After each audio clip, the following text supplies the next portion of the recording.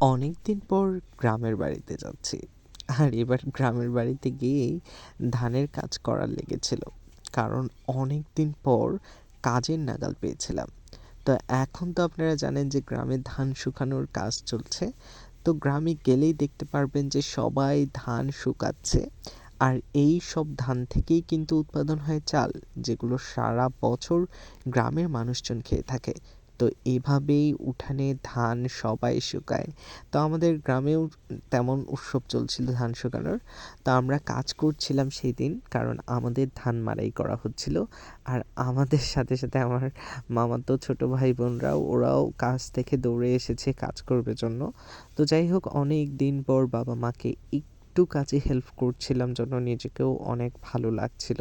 কারণ সচরাচর তো বাসায় থাকা হয় না, আর কাজের সময়ও বাসায় আসলে ওইভাবে হেল্প করা হয় না। তো এখানে আমরা অনেক হাসাহাসি করছিলাম, দুষ্টুমি করছিলাম কাজ করতে করতে। তো এভাবে মজায় মজায় একটা দিন অনেক চলে গেল। তারপর রাতে আমি বুঝতে পেরেছিলাম যে কাজ করার পর আসলে কতটা শরীর খারাপ লাগে বা কতটা কষ্ট। তো আমি জানি না আপনাদের কাছে কেমন লাগলো আমার ভিডিওটা। যদি ভালো লেগে থাকে তাহলে অবশ্যই সবার সাথে একটু শেয়ার করে দিবেন। আর লাইক করবেন, কমেন্ট করবেন। আর আপনারা কি আপনাদের বাবা-মাকে এভাবে কাজে সাহায্য করেন? আর কারা গ্রামে থাকেন সেটাও অবশ্যই কমেন্ট করবেন। আজকের মতো এতটুকুই। সবাই ভালো থাকবেন, সুস্থ থাকবেন। দেখা হচ্ছে পরবর্তীতে। আল্লাহ হাফেজ।